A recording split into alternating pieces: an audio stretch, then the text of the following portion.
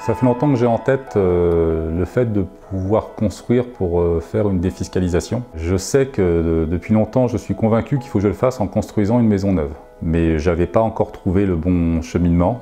Et le jour où je suis tombé en fait sur la formation de David qui parlait de la doublette, j'ai eu en fait les deux éléments de réponse que j'attendais, à savoir un double effet de levier, lié notamment au fait de construire deux maisons sur un même terrain, ce qui permet de réduire considérablement le coût du terrain et ensuite de pouvoir bénéficier d'une plus-value plus importante. Deux, ça permet également d'avoir un coût global moins important par maison et de compenser en termes de location, entre le prix de location des maisons et le coût global de l'opération, de pouvoir équilibrer, voire de dégager du cash flow. Je n'avais pas poussé la réflexion jusque-là, j'avais le schéma fiscal en tête, mais je n'avais pas en fait validé la façon de procéder. Et c'est ce qui m'a permis de me dire que la doublette était le bon choix par rapport en fait à mes objectifs recherchés. Je m'appelle Philippe, je suis expert comptable, marié, 2 enfants.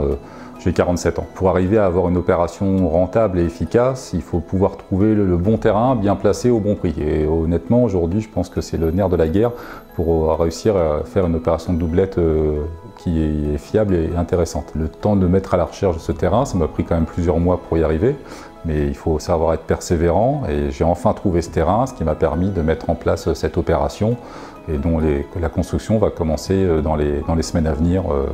Voilà, sans aucun problème. Autant de par ma formation, tout ce qui est lié à la partie coût, validation, financement, défiscalisation, ça c'est des schémas que j'ai bien en tête. Par contre, la partie travaux, coûts travaux, expression technique, c'est quelque chose que je ne maîtrise pas particulièrement. Donc la formation de David est bien faite par rapport à cela, parce qu'en fait tout est abordé sous forme de tutoriel pas à pas. Et les premières étapes dans la présentation du financement, c'est des éléments que j'avais bien en tête, mais qui ont été redits de façon assez pédagogique et surtout claire. Et sur la partie que je recherchais particulièrement par rapport à la recherche du terrain et la construction, j'ai pu avoir des éléments de réponse et me focaliser lors de mes recherches notamment de terrain sur les points principaux qu'il fallait pouvoir valider. Et à partir de là, j'avais tous les éléments pour pouvoir le faire.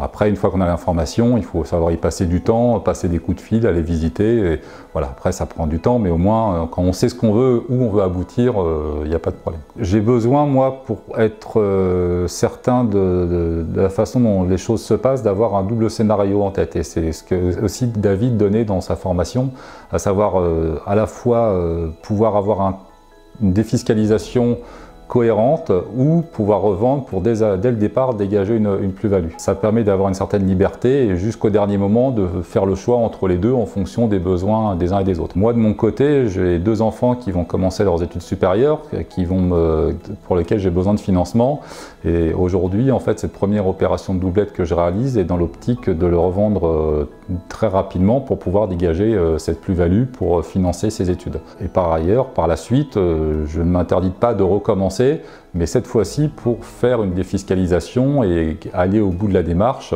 pour pouvoir revendre par contre à la fin des 6 ans ou des 9 ans que la loi Pinel permet de faire. Alors pour revenir à la formation de David par rapport à ce que je pouvais dire précédemment, sur lequel en fait je souhaitais revendre assez rapidement pour faire une plus-value pour les études de mes enfants. L'idée de David, c'est de pouvoir dès le départ réaliser une plus-value brute de 100 000 €. Alors c'est le schéma sur lequel je suis parti. J'ai monté en fait mon plan, mes recherches par rapport à ça, par rapport à la région où je suis, par rapport au prix des terrains, par rapport au coût de construction.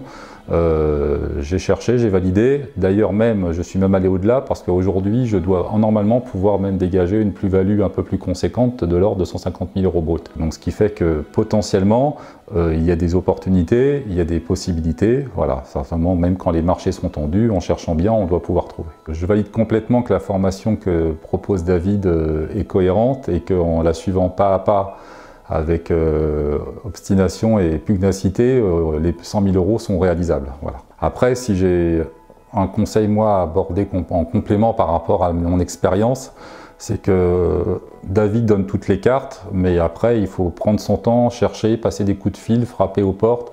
Voilà, les choses n'arrivent pas du jour au lendemain, mais vu en fait la promesse des 100 000 €, ça me paraît tout à fait normal de savoir en fait jusqu'où on peut aller et ce qu'il faut savoir faire pour pouvoir dégager cette plus-value. Pour revenir sur la formation proprement dit, moi ce qui m'intéressait spécifiquement c'était cette partie recherche terrain, travaux et les aspects pratiques qui étaient donnés, à savoir que faire une formation généraliste sans aller dans le détail, ça reste flou. Là, chaque module donne des outils, des pistes de réflexion et de recherche intéressantes.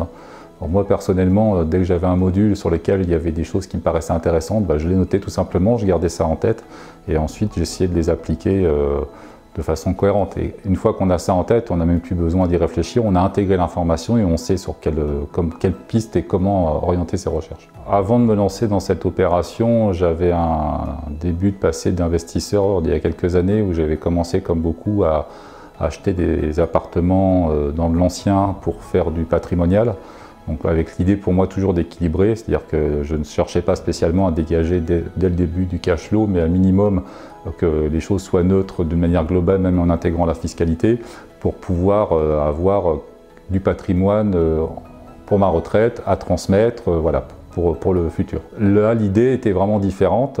Enfin oui et non, elle était différente à la fois dans le sens où aujourd'hui je prends le pas de réaliser une plus-value, ce qui n'avait jamais été le cas jusqu'à présent, mais elle est dans la même continuité dans le côté patrimonial, à savoir que si j'avais décidé de pouvoir continuer en gardant ces maisons pour pouvoir les louer sous forme de défiscalisation, je bénéficiais à plein en fait des avantages fiscaux que ça opère, et deux, ça me permettait de garder ce patrimoine et à terme, en revendant, comme l'indique David dans ses formations, une des deux maisons, de solder le prêt, d'en garder une pour lequel j'aurai des revenus fonciers à vie si je souhaite garder la maison. L'avenir par rapport à cette opération, comme je l'expliquais, c'est une première, alors je m'y attacher, ça va me prendre encore quelques mois pour aller au bout de la démarche, surtout au moment où on travaille ce projet, le fait de trouver les terrains, la construction, d'aller au bout, il faut compter une grosse année. Une fois que je serai passé à l'étape d'après, je ne m'interdis pas de recommencer, mais de façon pour pouvoir cette fois-ci garder les maisons. Mais voilà, il est encore trop tôt pour le faire, je verrai comment les choses avanceront et se passeront pour la suite, quoi. Alors David explique bien par la formation qu'il y a plusieurs possibilités d'agir. Celle qui permet de maximiser la rentabilité, le profit, c'est peut-être de le gérer soi-même avec différents corps d'État. Honnêtement, j'ai rapidement écarté cette solution, quitte à avoir une plus-value moins importante, pour plusieurs raisons. Un interlocuteur unique, une assurance que les choses soient faites correctement et que s'il y a des problèmes, ce soit pris en charge par le constructeur de par la garantie justement du contrat de construction de maison individuelle. Et tout ce qui est gestion du planning des différentes étapes, c'est eux qui le gèrent. De mémoire, là, David nous donnait par la formation en fait, des pistes assez concrètes par rapport en fait, aux constructeurs potentiellement à aller voir. Après, j'avais des bonnes questions à poser en tête, et puis après, dans le détail du contrat de construction de maison individuelle, une fois qu'on a les premiers éléments, en se renseignant, en prenant le temps d'essayer de comprendre ce qui est écrit, on arrive vraiment à suivre et à avoir un interlocuteur avec lequel les choses se passent normalement et de façon très fluide. Honnêtement, moi je conseille à tout à chacun d'agir. Je suis convaincu que c'est une solution intéressante. Par contre, il faut bien comprendre qu'il faut être déterminé dans ce qu'on fait. Tout ne va pas être simple dans les recherches, dans les négociations, mais il n'y a aucune raison de ne pas pouvoir y arriver. Aujourd'hui, en France, on a la possibilité de pouvoir emprunter à 100%, ce qui n'est pas le cas partout ailleurs. Vous avez beaucoup d'effets de levier. En quelques mois, vous allez pouvoir trouver votre projet et aboutir. Mais il faut que vous y croyiez fermement. Si vous y croyez, vous allez y arriver. Je pense que la formation que fournit David peut être suivie par tout à chacun, quel que soit le niveau de revenu, quelles que soient les compétences et la formation que l'on a à la base. Les modules sont montés de telle sorte que tout est repris de A à Z à toutes les étapes. La détermination est le seul maître mot et quel que soit le niveau des personnes, je pense que c'est quelque chose qui est accessible pour tout le monde.